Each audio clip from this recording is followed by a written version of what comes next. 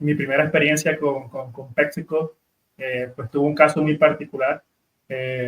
Pues además de la alegría, obviamente, de poder conseguir mi primer trabajo como profesional en este país, pues Pepsi tenía digamos, un sistema de inducción a los nuevos empleados en el cual pues, los nuevos profesionales tenían la oportunidad de rotar en diferentes áreas de la empresa. Y pues en esa rotación pues tuve la oportunidad de conocer pues gente que ya tenía tiempo trabajando ahí.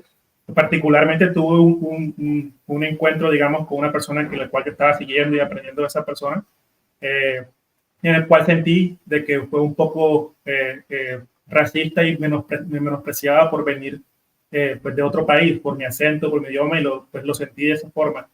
Pues yo me expresé, creí en ese momento que me expresé con las mejores palabras, pues, digamos, por esa persona, digamos, no le gustó.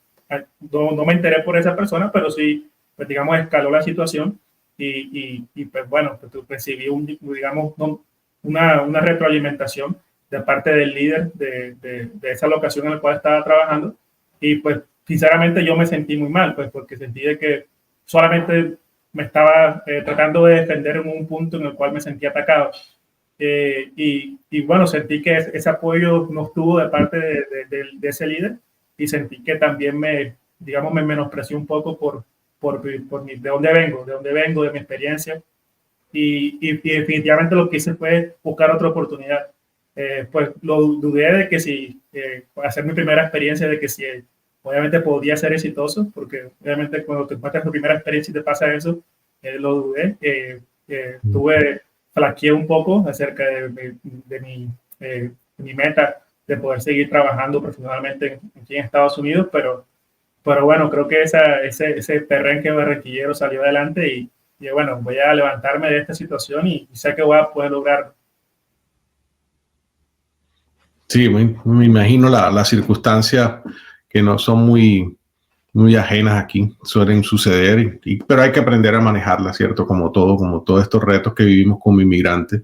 De todo esto que tú mirando atrás y ves todo este camino, ¿hay algo que harías diferente o hay algo que quieras resaltar que de pronto personas que te están escuchando, que están oyendo tu historia, tú le pudieras decir, digamos, como una recomendación o una anécdota que nos aporte a estas personas que están escuchándote a ti, que están oyendo tu historia y que están admirando y deseando poder hacer algo parecido?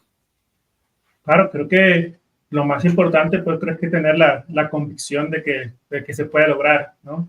Como tú lo mencionaste, Rodrigo, pues el camino no es fácil.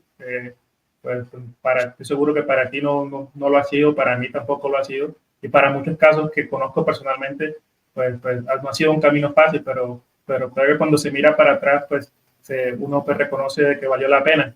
Y lo que recomendaría es a las personas que se lancen, ¿no? Que creo que hay muchas oportunidades y después de que nosotros seamos conscientes de que podemos lograrlo y que sintamos seguros de que nuestra educación, que nuestra forma de ser nos va a llevar al punto de que queremos llegar, pues creo que lo vamos a lograr. Y pues van a haber retos como el que me pasó a mí, de personas que te van a decir que no, pero creo que ahí es donde debemos tener ese filtro, ¿no? Ese filtro en el cual pues sacar esas malas energías o comentarios en el cual nos hacen dudar y al revés, buscar esa persona, guiarnos en personas de que fueron exitosas y estoy seguro que esas personas exitosas nos van a guiar.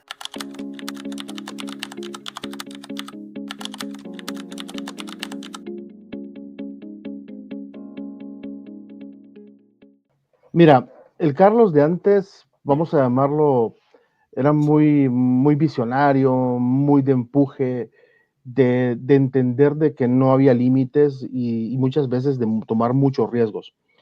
No digo que hoy no lo haga, pero la diferencia fundamental con ahora es que hoy yo en lo particular, me siento mucho más estable en el sentido de tomar riesgos calculados y no solamente para mí. Había una necesidad imperiosa de mostrar quién era yo. Y lo digo desde la humildad, o sea, hoy, porque quería yo demostrar que hacía, porque lo hacía y que yo era el que decía que era. Cuando venimos a este país, en ese año, bien recuerdo, pues tuve los primeros 2, 3 puntos de de bajón de humildad a nivel cero. O sea, tuve la oportunidad de trabajar con industrias, con bancos, sin telcos, proyectos grandes, proyectos muy interesantes, de traje, corbata. Y aquí tuve tres momentos, digámoslo así. El primero fue una vez que había que hacer algo, porque igual los ingresos no estaban del todo fijos, y tocó ir a hacer cosas como lavar platos. O sea, tuve la oportunidad de hacerlo. Gracias a Dios no me quedé ahí, pero viví la experiencia. Y ese toque de humildad me dio a entender de que los que están acá tienen igual valor de los que estamos afuera y que podemos tener más educación, podemos tener más formación, más experiencia, pero no nos hace menos. Para mí esa fue la primer choque cultural donde yo dije, bueno, ¿quién soy yo? Por eso decía al principio, yo entré por la misma puerta. Hoy lo entiendo, entrábamos por la misma puerta y aquí los títulos vuelan. Pero la realidad es que también hay una oportunidad de conectarnos con toda esta gente, entendiéndolos también de dónde vienen, porque he visto gente que ha crecido en términos económicos muchísimo y vienen de una condición muy, muy baja, pero que eso no los hace ni menos ni más que nosotros. O sea, los que somos profesionales, y lo digo para muchos colegas que conozco, una de las cosas que al principio choca es que uno dice, pero esta gente no está a mi nivel, pero no es eso, es que no entendemos su nivel y puede estar mucho más alto. Entonces, esa principal experiencia que tuve y lo que hoy conozco con el Carlos de hoy, como me lo preguntas, es entender de que no importa quién sea, tiene una oportunidad. Y somos comunidad, no somos yo más ni menos. Somos comunidad, somos gente que está buscando el desarrollo, el éxito para uno, para sus familias y para sus nacionales, y por ende tenemos que entender que nos tenemos que apoyar. Aquí hay, en algún momento dicen unos, el peor enemigo de un hispano es otro hispano. Pues estamos en la cruzada de que nos cambiemos ese switch, porque yo le decía hace poco a una presentación que tuve, eso ya de verdad que deberíamos de dejarlo de lado, porque eh, es cierto, han habido casos donde pasa, pero no podemos seguir creyendo que vamos a apuñalar al otro solo por ser del mismo idioma y color. Al contrario, apoyémonos a este mercado. Para el 2030 vamos a hacer creo que 60, 80, no sé ni cuántos millones de hispanos, es decir, para el 2050, si no me acuerdo mal, vamos a ser el 28% de la población de este país. O sea, no podemos dejar de pensar en que yo soy solo yo y no el otro. Tenemos que unirnos. Entonces, respondiendo a esa pregunta mucho más clara todavía, Rodrigo, es el que soy de ahora es inclusivo, es colaborativo y quiero la experiencia y habilidades que logré en aquellos entonces, hoy ponerla al servicio para que otros que ya con mucha más fuerza, con mucha más eh, habilidades, sobre todo con ímpetu, que hoy tal vez ya no lo tenemos experiencia, y gente que tiene mucho más conocimiento que uno pueda desarrollarse y servirse de nuestra experiencia. Ese es, digamos, el cambio radical entre lo que era y lo que soy ahora, aparte de esos momentos que te digo de humildad que nos hacen ver. Después fui a trabajar a un pueblo como 2 horas de donde estoy, a trabajar en una cosa de construcción. Yo sí, ¿qué estoy haciendo aquí?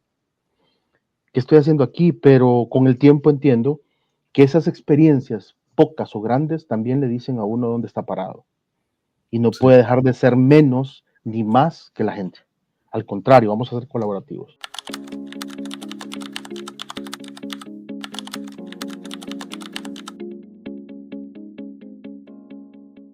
Frustraciones, claro que sí, por supuesto, y es parte de todos los procesos y todavía en este momento trato de pronto y busco con las personas que están con nosotros, de decir, es normal cuando estás haciendo algo diferente que te encuentres tropiezos. Es normal que te encuentres con eso, pero sí pasé frustraciones fuertes y tenía amigos o personas cercanas y de organizaciones que acudía con ellos, hablaba con ellos y en algún momento decía, yo no es mucho lo que te puedo hablar, pero me servía la conversada. No, yo siempre me hiciste pensar porque yo digo, pues que siempre que me han dicho loco es porque voy por buen camino. Y entonces ya se volvió como que un buen síntoma, ¿cierto? Como que estás haciendo una locura y tú para dónde vas y hoy en día lo identifico como que, ok, esa es una buena señal. Así que me identifico con eso de Claro, dónde vas, ¿cierto? pero tú sabes muy bien para dónde vas. Claro. Y yo creo que esa era tu motivación también, de que no importa lo que te dijeran, o sí importa, lo afecta a uno. Claro, por supuesto. A veces, pero Y así lo veía, ¿sí? A pesar, el sistema de salud en los Estados Unidos está más fragmentado quizás que el sistema de salud nuestro, pero lo fue entendiendo y veía que habían esas brechas realmente. Y bueno, históricamente hemos tenido esa separación de la salud pública con toda la parte asistencial, que ha sido mi sueño siempre. ¿Cómo podemos nosotros unir toda esa parte asistencial, toda esa parte básica con la salud pública? Pero teniendo esta parte clara y teniendo la necesidad de la comunidad muy clara y buscando esas oportunidades de pronto que ofrece el sistema, esto fue tomando un poco de forma en el tiempo, pero tenía claro, como dice uno de mis hijos, tenía la foto clara, ¿sí? Tenía la foto y decía, bueno, si tengo la foto, ahora hay que mirar por dónde es el camino. Seguramente los caminos en algún momento pueden hacer una vuelta más larga y es parte de todo este proceso de aprendizaje, ¿no?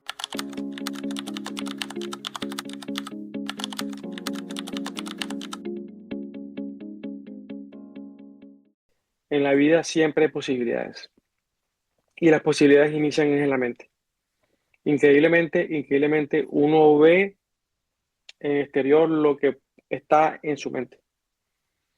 Entonces, el tip más importante es, la vida siempre va a tener problemas, la vida todos los días nos trae dificultades de pareja, con los hijos, pero lo importante es entender que todo empieza es de la forma como tú interpretas y ves el mundo.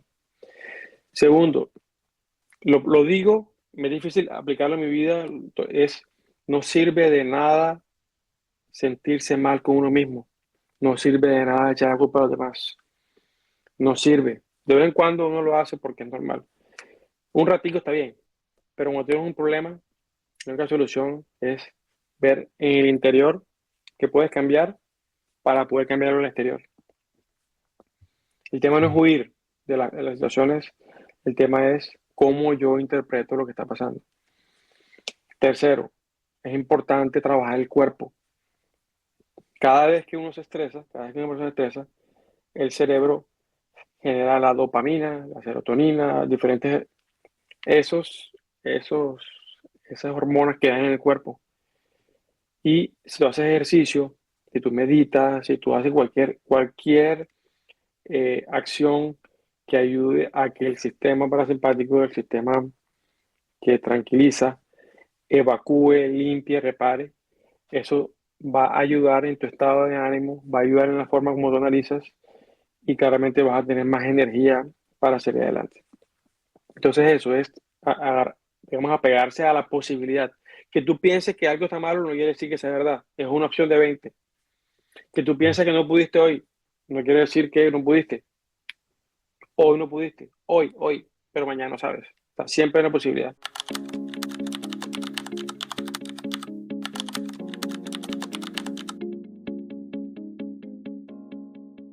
Yo creo que la voluntad de servicio, de interactuar con personas es absolutamente necesaria para tú tener, digamos, un crecimiento individual y personal, pero también profesional, tanto como vendedor de tus servicios como vendedor de los productos en la compañía donde estés trabajando. Pero para mí la formación es muy importante porque la formación o el conocimiento útil, vamos a ponerlo de esa manera. Hace poco hablaba con un amigo que me decía, el conocimiento es inútil si tú no lo compartes y más inútil es si no lo aplicas. Y yo le decía, tienes toda la razón, él se llama Jorge Ruiz, decía, Jorge, tienes la razón, la verdad, una de las cosas que yo he hecho, digamos, de las buenas decisiones que he tomado es que el conocimiento lo comparto, pero sobre todo lo aplico. Y digamos, ese interés de muchas personas que montan negocios, Rodrigo, y que luego de formarse entran como en una especie de olvido profesional, que llegan a los negocios y a sabiendas que hay herramientas a las cuales se puede acudir, porque no te las tienes que aprender, pero sí saber que existen, mucha gente no lo hace. Adicionalmente, no pide ayuda y debe poder hacerlo y pedir ayuda, porque ese concepto de olvido profesional es como voy detrás de una formación para buscar un cartón, pero luego aplico poco porque la experiencia manda. Sí es verdad que la experiencia manda en el 51%, pero el otro 49% es producto del interés que tú le pongas a aprender, crecer y cambiar.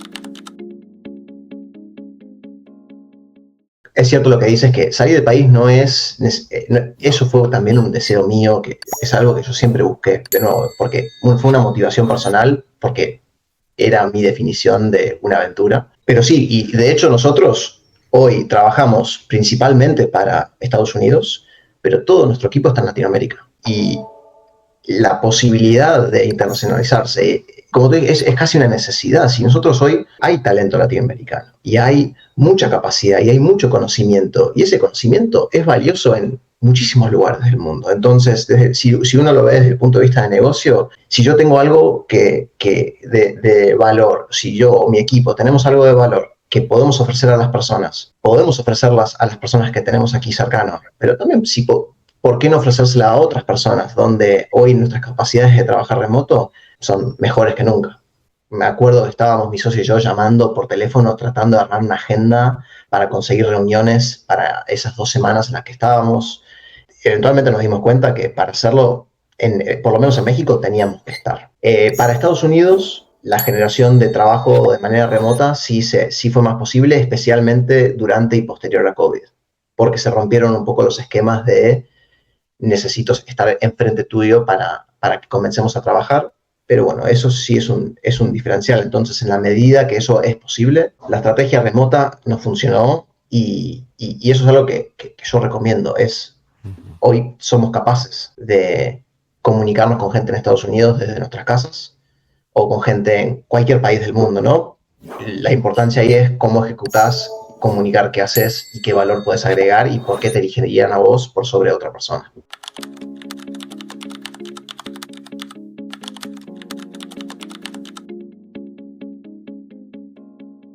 Durante el primer año de la vida de la compañía, nuestro objetivo como empresa era pagarle el crédito de ICETEX a mi socio. Claro. ¿Sí? Ese era el objetivo.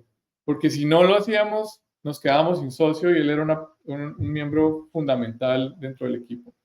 Y eso obviamente con el tiempo fue cambiando en la medida que empezamos a tener clientes. Pero parte de la historia, Rodrigo, es que hay que hacer muchos sacrificios. Yo recuerdo que, bueno, mi esposa actual, Diana, yo realmente, yo no sé cómo me levanté a mi esposa porque literalmente no tenía un peso. Yo todo lo tenía apostado en nuestro negocio. Y si nos llegábamos a pagar alguito de plata al final del periodo, al final del mes, cuando cortábamos todo y decíamos, bueno, sobró esto, era para el ICETEX y para la salida a cine con la novia. ¿Sí? Y esa fue la historia durante mucho tiempo, quizás más de 2 o 3 años, en donde hicimos muchos sacrificios. Pero como tú dices, no es un camino siempre como de historias muy alentadoras. La gran mayoría de momentos son momentos difíciles, pero creo que son bien satisfactorios al final del día cuando uno mira hacia atrás. Yo tengo otra historia que me encanta compartir y es un poco de la realidad de nuestro entorno. Esto es un año, imagínate ya un año en el negocio, clientes emocionados, ya todos empezando a ver que esto tenía futuro. Y esto recuerdo fue un 22 de diciembre, Rodrigo, y un 22 de diciembre. En Colombia sabemos que en diciembre los ladrones como que son más inquietos, ¿no? Y nosotros teníamos una oficina muy pequeña en una casa, de hecho arrendábamos una oficina en una casa en Chapinero, en Bogotá. Y esto fue una noche del 22 de diciembre donde se nos entraron los ladrones y se nos robaron todo, todos los computadores, todas las aplicaciones, absolutamente todo. Y en esa época no había nube, uno mantenía sus propios servidores. Y qué difícil poder levantarse al día siguiente a decir, vamos a seguir, porque fue, ¿de dónde? Y estábamos realmente en una situación muy compleja, pero eso hace parte de las historias que creo que lo hacen todavía más retador y más divertido. Lo hacen a uno fuerte para aguantar esto, ¿no? Y eso es utilizable porque también nos enfrentamos después como inmigrantes a situaciones donde, yo digo, si superamos lo de si superamos el ser empresarios en Colombia, superamos cualquier cosa. Peleamos contra las dificultades, nos hicieron más fuertes para esto que venía. Yo creo que eso es parte del objetivo, ¿no? Por eso mi admiración por el empresario, por el que crea empresas, por el que emprende, por el que inmigra, y digamos que nuestros TLMs, nuestros programas de Top Latin Minds giran alrededor de esto, de resaltar esos valores, reconocerlos a ustedes que son inmigrantes, que son personas que están haciendo empresas y que pues no paras, ¿no? Eres literalmente un emprendedor en serie.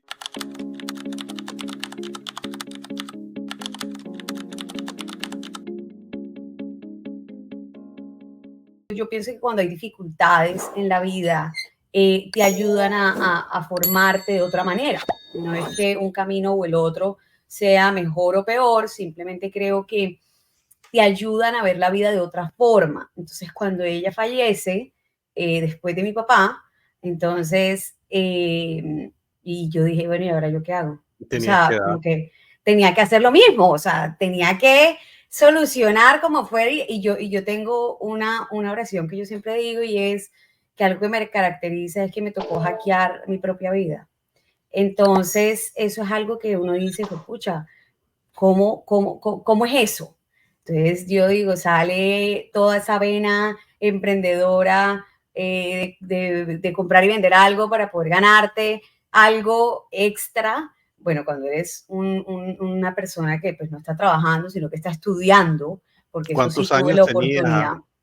Yo tenía, cuando muere mi mamá, 15 años. Entonces, yo estaba estudiando, ni siquiera había salido del colegio, pero yo sí me caracterizaba por vender cosas en el colegio, por vender cosas con mi hermana, desde polvorosas, que son muy famosas en la costa caribe colombiana, hasta vender productos cosméticos, justamente. Vendí en ese momento productos cosméticos, los compraba y los revendía, o sea, compraba en el mismo Barranquilla y los vendía como ahí mismo. Entonces yo creo que todo eso que vi hizo, como que la vida también hizo que yo tuviera que mirar un poco más allá, y mi situación hizo que también me llevara a eso. Así es como arranco, 15 años, yo tenía muy claro que sí, muy bacano, muy chévere trabajar, pero sabía que tenía que estudiar después del colegio, y tenía muy claro que, pues, que quería ser ingeniera, como la mayoría o muchos en mi casa. Hablo de mi familia, son ingenieros, y tenía muy claro, lo tenía escrito, es más, que quería ser ingeniera, entonces estaba buscando ese objetivo. Sin embargo, nunca dejé de comercializar nada, siempre vendía algo. Siempre la gente se acuerda es que cuando vendía bolsos, cuando vendía ropa, vendí cosméticos, y bueno, después entré al mundo corporativo y mi vida cambió bastante.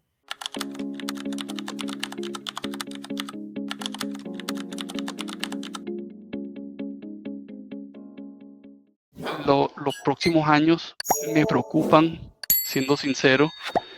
Venimos ya hay, no sé, 1 o 2 años donde nos están amenazando con la recesión, y todo lo que ha pasado en tecnología, con todos los despidos masivos en los últimos años, han sido duros para la industria, y creo que todavía nos falta un camino largo por recorrer antes de que vuelva a despegar la industria como tal, y eso esperamos que eventualmente nos jalone también, pero la cosa se ve maluca si llegamos a tocar esa recesión como vienen alardeando. Podría verse la oportunidad también, o podría convertirse en una oportunidad de pronto por el lado de más tercerización. Es algo que de pronto yo veo, estoy empezando a censar recientemente. No sé si es parte de mi optimismo, pero he visto mucho más. Es decir, recortemos gastos, tercericemos, o sea, lo cual te puede ser beneficioso, ¿sí? Sí, pues, yo no entiendo esa lógica pero sí estoy totalmente de acuerdo que lo hemos visto en varios casos donde la gente hace recortes y después terceriza, pero no entiendo, o sea, si es lo mismo al final, ¿por qué recortar los puestos de trabajo? O sea, no entiendo cómo funciona eso, pero Y a veces no reducen costos tampoco. no reducen costos, exactamente. Eso no tiene sentido.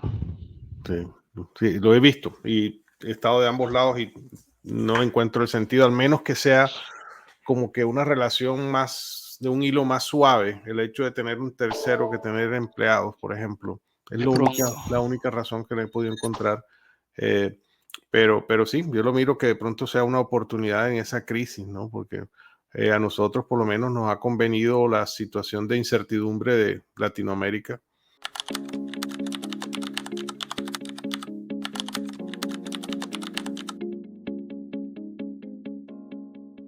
¿Qué se requiere para ser emprendedor, ¿cierto? Pues yo lo intento explicar mucho, digamos que en algunos aspectos, con unas charlas que doy, y es, yo creo que lo primero que se necesita es que uno tiene que encontrar una persona que lo que haga es buscar problemas en todas partes. Y eso es como para mí la característica más tangible de un ser humano que puede ser un excelente emprendedor. Es una persona que encuentra problemas en todas partes, no oportunidades, problemas, ¿cierto? Problemas es, y empieza a entender por qué está amarrando los cordones de esa manera el zapato, por qué literalmente está peinando así, por qué hace eso de esa forma, etcétera, y no nos cuadra. Y es uno encontrando en todas partes donde va, por qué está tomando esa cerveza de esa forma, por qué camina así, por qué no manejan de eso. Y tú ves personas que todo el tiempo, así no se debería manejar, así no deberíamos estar caminando. Y encuentra uno como todo el tiempo problemas. Esto porque funciona así. Y es esa persona que tiene un nivel y ha entrenado mucho el cerebro para identificar todo el tiempo lo que lo rodea, cosas que no, de alguna manera no se hacen o no se podrían hacer muchísimo mejor. Eso es lo que uno ve. Y esas personas, si lo unes a un nivel de resiliencia muy alto, ¿cierto? Un nivel de curiosidad, como decía Einstein, más allá de creatividad, es curiosidad muy alta. Y personas que sean muy buenas conectando redes. Uno no llega solo. Mentores, expertos, redes y personas que sean muy buenas experimentando. Que no le den miedo a experimentar. Experimente. Son unas características de alguna manera, pero son muchas, pues hasta desde el tema del cuerpo, la mente, cómo comes, cuánto duermes, muchos aspectos te definen como un emprendedor.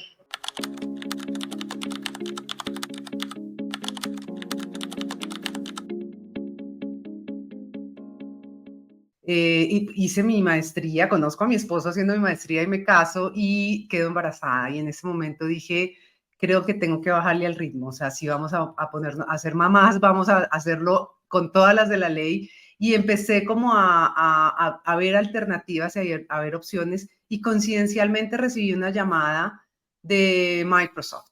Y me acuerdo mucho que cuando recibí la llamada, me dijeron, mira, nos gusta mucho tu perfil, estamos buscando a alguien para el equipo de liderazgo de la nueva subsidiaria, porque en ese momento Microsoft era región y se había convertido en Microsoft Colombia, era una reestructuración que habían hecho donde querían estar mucho más cerca a los mercados y querían tener equipos, o sea, que los países como Colombia, como Argentina, como Chile le reportaran directo a Latinoamérica y no fuera como la región andina en ese momento.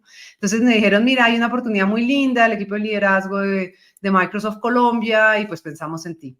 A lo cual yo en ese momento dije, no, pues mil gracias, pero me acabo de enterar que estoy embarazada, o sea, no me honra mucho tu llamada, pero pues yo entiendo que estoy embarazada, porque para mí eso era lo normal en ese momento, ¿no? Y de pronto me dicen la persona que estaba al otro lado del teléfono, que es una niña maravillosa, Claudia, y me dice, no me has entendido, Vicky. En Microsoft, si tú eres la persona, no importa que estés embarazada, eres la persona. Eso para mí fue como, wow. Entonces dije, bueno, pues entonces empecemos el proceso. El proceso duró 5 meses.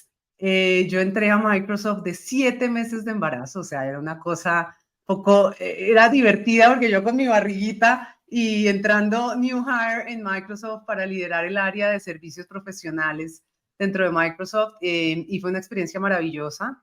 Allí tuve un jefe sensacional que es Jorge Silva y que me enseñó muchísimo de lo que es el liderazgo con propósito, de lo que es servir a tu equipo, de lo que es la importancia de los equipos diversos, inclusivos increíblemente, cuando yo entré a Microsoft, además embarazada, no sentía una responsabilidad enorme, porque yo decía, ¿cómo me voy a ir a mi licencia de maternidad, etcétera? Y la verdad es que Jorge y en general todo el equipo de Microsoft fue supremamente amplio y maravilloso conmigo, en donde me dieron el espacio para yo poderme tomar mi licencia con toda la tranquilidad, como debe ser además, y después regresar con muchas ganas y mucho compromiso duré finalmente 10 años en Microsoft, también pasando por diferentes roles, y fue una experiencia fantástica, pero eso pegado con la importancia de dar espacios, ¿no? Para que talentos y mujeres, cuando uno toma la decisión de tener familia o cuando en algún momento uno también sabe que necesita cambiar de prioridades, pues que esos espacios las compañías las den, ¿no? Y un poco conectando con la importancia de cuando uno le da espacios a personas que normalmente no son los típicos que uno contrata, que traen muchísimo valor, porque de hecho está demostrado, no es un tema de que esté de moda tener mujeres o tener equipos diversos en muchos sentidos, sea por moda, sino porque realmente hacen que el negocio vaya mejor, porque todas estas personas que tenemos la oportunidad de ver el mundo de diferentes maneras, lo que hacemos es aportar a que una idea o un producto o un desarrollo se haga de una mejor forma para que además tenga más sentido en el mercado hoy diverso de nuestro mundo. Entonces, tiene mucho que ver con toda esa teoría de por qué los equipos diversos e inclusivos, pero en mi caso tuve la gran fortuna que me dieron la oportunidad de entrar a una compañía como Microsoft estando embarazada y de tener mi espacio, de tener a mi bebé, pero también de trabajar y hacer lo que más me gusta en la vida, que es impactar a la sociedad con la tecnología. Allí, después de algunos años, como les contaba, 10 años, pues tuve la oportunidad de ser contactada por Eduardo López, que es el presidente para Latinoamérica de Google Cloud, en donde me invitó a esta experiencia que estoy ahorita. Llevo ya 4 años en Google Cloud y fue cuando en su momento se quería fortalecer mucho el go-to-market de Google Cloud, en donde queríamos estar más cerca a los clientes y Latinoamérica es una de las regiones principales dentro de Google Cloud, y me invitan a liderar el equipo de Google Cloud en Colombia. Y ahí es cuando entro como Country Manager para Google Cloud Colombia. Entré el 20 de enero del 2020, y para los que tienen esa fecha en su mente, el 2020, eso fue 2 meses antes de la pandemia. Entonces entro yo a liderar un equipo que en su momento eran 8 personas, 4 dedicadas a Colombia y 4 para Latinoamérica. Hoy en día, para que se lleven una idea, Google Cloud Colombia está alrededor de casi ya los 70 personas. Éramos 8 personas en ese momento, teníamos pues todo un desafío interesantísimo para abrir mercado, para darnos a conocer, para apoyar a las empresas colombianas de todos los tamaños con tecnología maravillosa. Y el 20 de más o menos de marzo estaba yo encerrada en mi casa con pandemia, ¿no? Entonces eso fue interesantísimo. Habían días que de verdad me provocaba sentarme a llorar, pero al final mirando para atrás uno entiende mucho el por qué y el para qué sobre todo. Y bueno, y en el trasegar de estar en esta compañía, más o menos a los 2 años de haber entrado, tuve la grandísima oportunidad de liderar el equipo de Customer Experience para una región en Latinoamérica que se llama Multicountry Latam, que básicamente es todo Latinoamérica menos Brasil y México. Y eso es lo que estoy en este momento haciendo, ¿no? Como cabeza de ese equipo.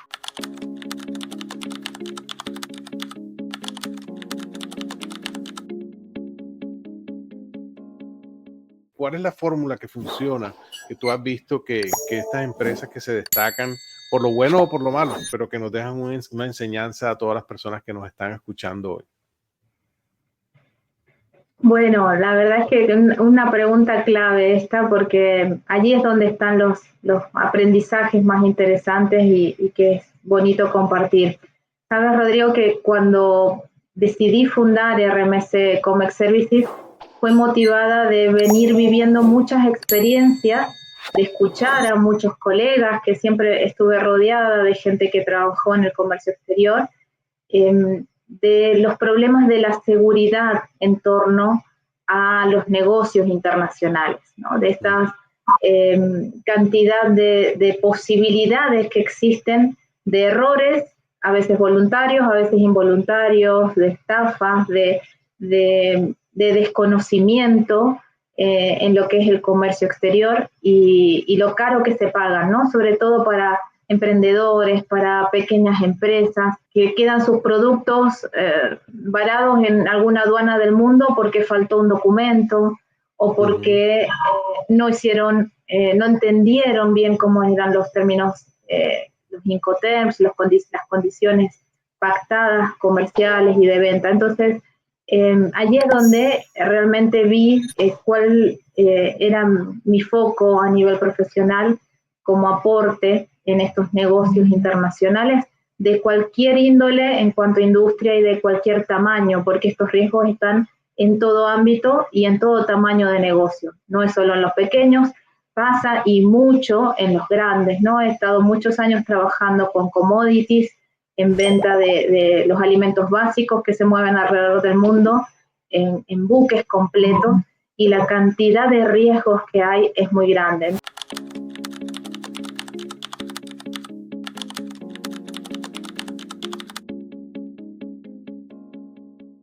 Bueno, 82 años y para mí es un ejemplo, y espero que lo sea para muchas personas que ven Top Latin Minds, porque para mí es un ejemplo de uno de los emprendedores más tenaces que yo he conocido en todos estos años que hemos estado apoyando el emprendimiento y conectados con el ecosistema de emprendimiento.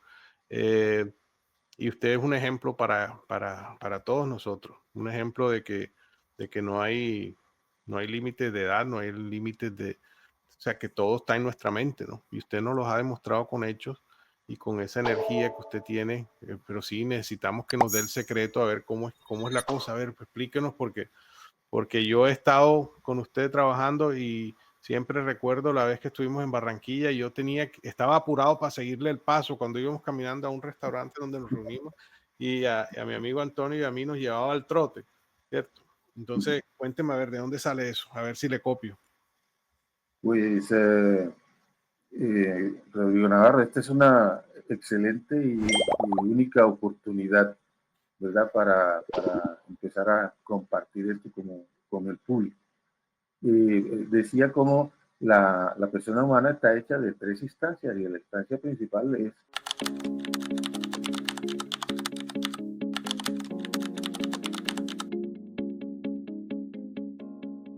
¿Qué situación pasas o que acontece que vas desde el área más empresarial dedicado a, digamos, a un empleo, a un trabajo, y empiezas a ver la parte de consultoría? ¿Qué te llevó a eso?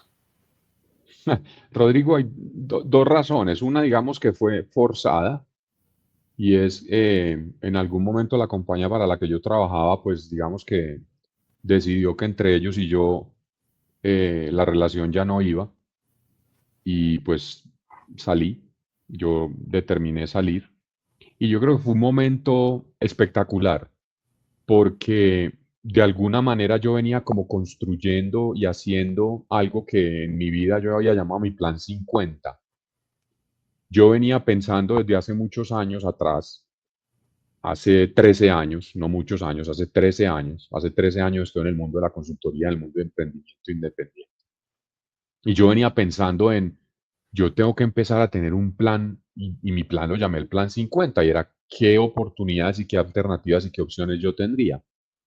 Y no te digo que estaba vislumbrando que esto se iba a poner más complicado y que las compañías iban a empezar a hacer layoffs o a salir de las personas, sino que yo siempre tenía o siempre he tenido como esa vena de yo quisiera compartir con otros, y vuelvo y te digo, es mi propósito superior, las oportunidades que yo he tenido, sea desde la perspectiva del conocimiento, sea desde la perspectiva de generar proyectos de impacto social y temas de estos. Y pues ese día se dio, Rodrigo, y yo me encontré con que, bueno, Mauricio, mañana es lunes y hay que seguir haciendo. Y empecé a hacer, y empecé a construir. Y muchas de esas relaciones, y si alguno de ellos lo va a escuchar, se los voy a agradecer durante toda la vida. Esas relaciones que yo construí con personas como tú y con personas, digamos, afines, porque eran camaradas, eran colegas o personas con las cuales yo empecé a trabajar en otras empresas, me empezaron a decir, Mauricio, ya que tú sabes de esto, acompáñanos, ven, ayúdanos con esto. Rodri, y esto empezó a tomar una inercia de que hoy, 13 años después, pues yo estoy haciendo lo que primero me apasiona y segundo lo que me mueve, y es ayudar, ayudar, ayudar.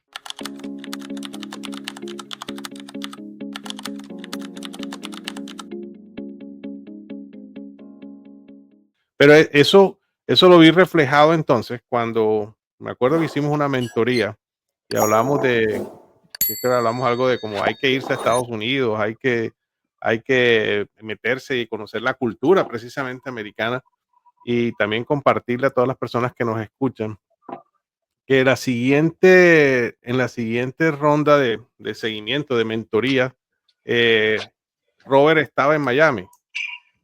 ¿Y qué pasó aquí, Robert? No, yo no sé. Cuéntanos un poco, Robert, que sea de primera mano. ¿Qué fue lo que pasó? ¿Qué hiciste?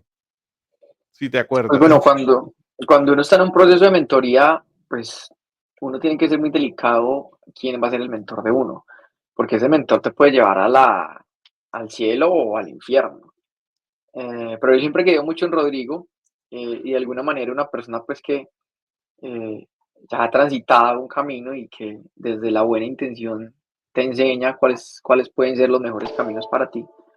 Pues él daba el consejo, venga, hay que acercarse a la cultura, hay que estar, hay que permearse, hay que entender, hay que perder el miedo, sobre todo el tema del miedo. Yo dije, pues perdamos el miedo y compré un tiquete, me vine creo que un mes, como para saber qué era lo que era Estados Unidos o para ver lo que era Miami, que es muy diferente pues a la cultura general de Estados Unidos, pero sí es una aproximación a lo que me iba a enfrentar y realmente si me gustaba o no, porque creo que todo eso también va en los gustos. Hay muchísima gente que no le gusta los Estados Unidos, muchísima, o sea, conozco muchas.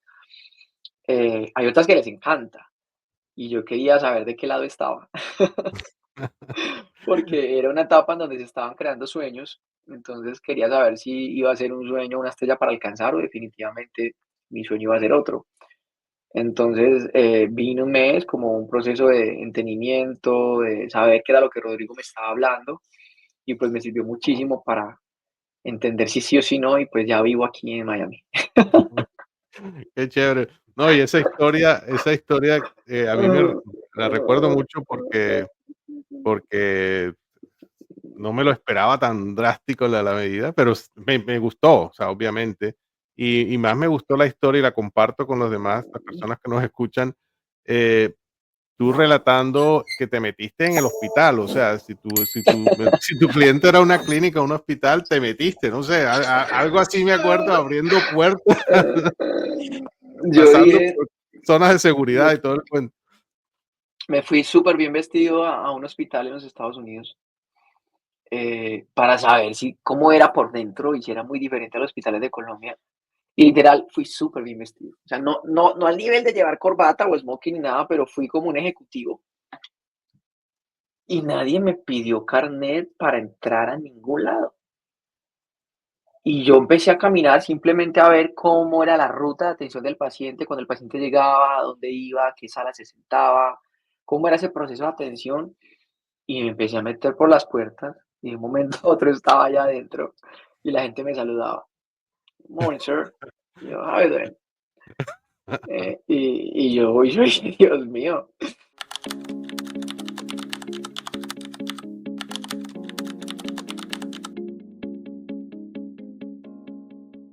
La forma en que se gerencia en los Estados Unidos es diferente a como se gerencia en Latinoamérica. Yo, por ejemplo, tengo un problema importante con incentivos. Generalmente, el gerente, el dueño de las empresas latinoamericanas lo quiere todo para ellos, ¿no? O sea, no hay incentivos hacia los empleados. No hay, y por supuesto, entonces hay una rotación alta de los empleados. O hay gente que no te va a rendir el 100% porque, bueno, dicen, esta persona también quiere irse a los Estados Unidos, quiere mandar a sus hijos a los Estados Unidos, a Europa, donde quiera, ¿correcto? Y va a tener un negocio paralelo. Entonces no te va a poder dedicar el 90% porque tienes todo el derecho a hacerlo. Si tú no se lo das, o tú le tapas el poder subir dentro de la empresa, se te va a ir. Y no lo entiendo porque la verdad que es un recurso que quizás tienes 15, 20 años contigo, que es una maravilla, y tú más bien lo que deberías hacer es invitarlo a que tome riesgos. Inclusive hasta tú creas lo que sea un CVC, un corporate venture, dentro de tu empresa, si tienes una buena idea, si no la vamos a llevar a cabo la mía, mira, yo con mucho gusto te llamo y vamos juntos, ¿no? Y en los Estados Unidos es totalmente diferente. En los Estados Unidos más bien eso es lo que tú quieres, ¿no? Entonces yo creo que ese poco de cambio de mindset, y creo que un poco también lo que te pasó en el 2015, que dicen, oye, pero qué lástima que te saliste, ¿no? Es porque la gente ve las empresas como, y lo cual es bueno, porque tiene mucho orgullo, ¿no? Y me recuerdo mucho, me costaba cuando, al principio, cuando tenía que entrar a estas empresas familiares, tú entrabas a la empresa, la veías, la valorabas, y valía por tu 100, ¿no? Y el señor que la fundó, que la creó, pensaba que valía 1000. Correcto, bueno, porque tiene razón, le metió 20, 50 años, viene la familia y qué sé yo, y hay un valor emocional al respecto, ¿no? Y te la venden y tú ves el entusiasmo y el cariño, pero bota tanto de caja y no vale más que esto, ¿no? Y siempre era una conversión difícil, esa simetría de valoración, el traerla más hacia la racionalidad, de manera que pudieras hacer el negocio. Y el otro problema importante era la gerencia, ¿no? Que muchas veces era la familia. Entonces a lo mejor te buscaban a ti como la excusa para institucionalizar la empresa. O a veces cuando tú entras, tú decías, bueno, mire, lo siento, pero hay que cambiar la gerencia. Y por supuesto, es un tema familiar. O sea, es un baile muy, muy bonito y que depende del país. Si estás en Barranquilla, vas a la salsa. Si vas a bailar bossa nova, qué sé yo, samba en Brasil, en Argentina bailas tango. Vas a bailar de diferentes formas, ¿no? Dependiendo del país y de la cultura. Pero yo creo que es un dinamismo positivo, yo creo que es un cambio importante, yo creo que hay mucho más riesgo, hay mucha más apertura, ya los términos ya las salidas no se ven mal, sino se ven bien. Inclusive yo creo que hay mucha gente queriendo salir de los países, bueno, uno por necesidad, porque ya es que el país les quedó pequeño, otro porque quizás ve oportunidades. Y yo creo que ahorita lo interesante es ver cómo ayudarlos a que puedan hacer un cross-border inteligente, interesante, que lo hagan de una forma comedida,